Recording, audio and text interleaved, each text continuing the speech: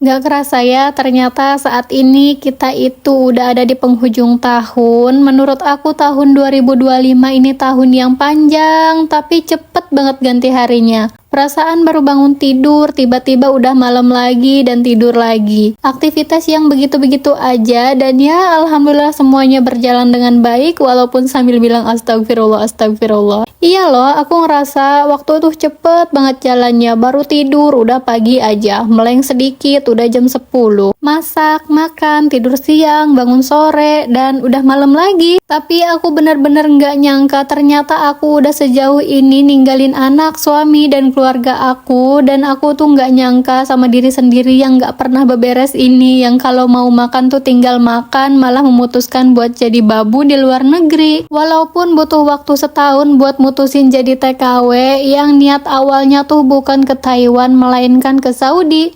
Karena negara Taiwan itu terlalu awam buat aku, sedangkan negara timur itu udah familiar, terdengar, dan udah banyak gitu orang-orang terdekat tuh yang udah pergi ke sana. Tapi masih banyak hal yang harus dipertimbangkan dan bikin aku tunda-tunda dulu. Salah satunya izin suami yang jadi alasan masih maju mundur terus sampai akhirnya aku tahu kalau ponakan aku sendiri tuh lagi proses ke luar negeri katanya. Dari situ aku mulai tanya bener apa enggaknya, dan sejak itulah aku baru tahu kalau ada negara yang namanya Taiwan. Terus setelah tahu banyak hal tentang kerja di negara Taiwan itu, apalagi pas tahu gajinya, nggak tahu kenapa pokoknya keputusan aku tuh udah makin bulat, makin kuat, dan nggak mau tahu gimana pun caranya aku tuh harus berangkat. Singkat cerita, akhirnya dengan berat hati suami ngizinin dan aku langsung mulai urus-urus dokumen.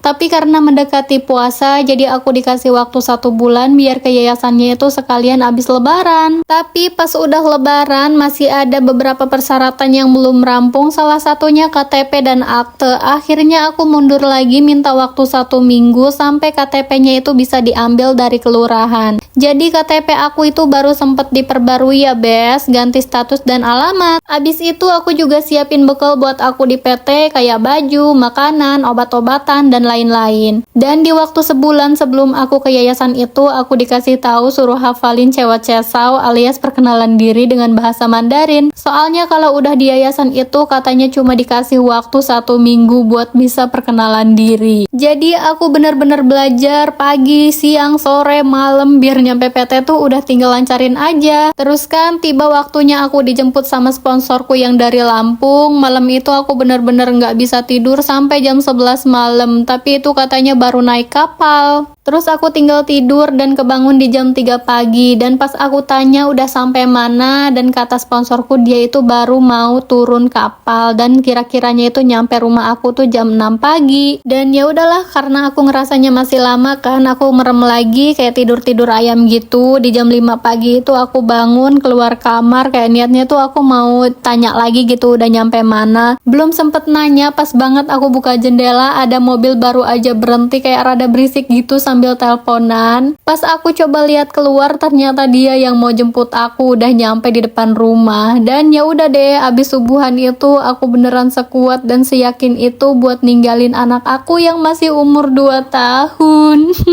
Sedih. Dan ya udahlah, tek pamitan OTW kan kita. Ternyata di Tangerang itu masih ada yang harus dijemput lagi. By the way, sponsor aku itu bawa mobil dua mobil ya, BS. Kayak kita tuh totalnya ada 13 orang yang proses ke yayasan barengan aku, dan semuanya itu dari Lampung, cuma aku aja yang dari Banten. Awalnya sih canggung gitu ya, soalnya bahasa mereka tuh beda jir, kayak yang lain tuh ketawa gitu, kayak ngobrol tuh sambil ketawa, cuma aku aja yang diem. Demi apapun aku nggak ngerti mereka ngomong apa. Tapi untung ada salah satu dari mereka yang mau translatein ke bahasa Indo biar aku sedikit connect sama yang mereka bahas. Dan ya udah, seiring berjalannya waktu, cuma modal dengerin temen ngomong aja udah ngerti sendiri bahasa Lampung. Lanjut tuh kan, kalau nggak salah tuh aku udah 1 bulan di PT, aku disuruh pulang buat bikin paspor dan urus akte lagi di Capil. Dan sore itu juga aku langsung pesen Gojek terus naik bis sendirian dari yayasan. Singkat cerita udah dijemput kan sampai rumah. Besoknya itu suami aku izin libur kerja biar bisa temenin aku urus akte, tapi ternyata nggak selesai 1 hari bes. Jadinya besoknya itu suami aku kan harus kerja ya, dan aku itu jalannya berdua sama anak aku. 2 hari berturut-turut aku ditemani ditemenin sama anak aku, bes, bolak-balik Capil. Bener-bener dipersulit karena orang Capil tahu alasan aku perbarui akte itu buat kerja di luar negeri. Sebenarnya masih banyak dan masih panjang banget ceritanya, tapi berhubung ini videonya udah mau habis, jadi ya udah kita lanjut di part berikutnya ya. Bye bye.